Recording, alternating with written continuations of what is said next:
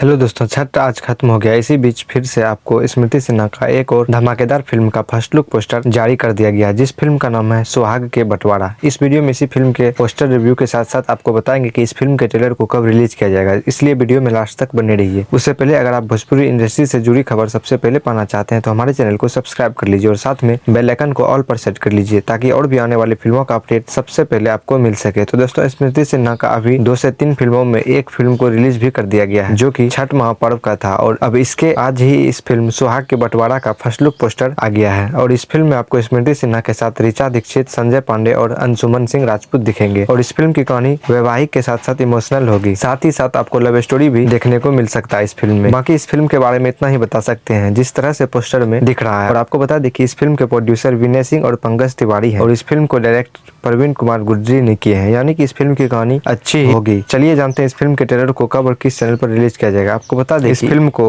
12 नवंबर को रिलीज किया जाएगा इंटरटेन रंगीला के यूट्यूब चैनल पर। जी हाँ दोस्तों, 12 नवंबर को इस फिल्म के ट्रेलर को आप लोग इंटरटेन रंगीला के यूट्यूब चैनल पर सुबह 8 बजे देख सकते हैं, यानी कि आज से 4 दिन बाद आप लोग को यह फिल्म का ट्रेलर देखने को मिलेगा। तो दोस्तों, अगर आपको वीडियो अच्छी लगी हो तो वीडियो को लाइक और चैनल को सब्सक्राइब कर लीजिए। मिलते हैं अगली वीडियो में, तब तक के लिए धन्यवाद।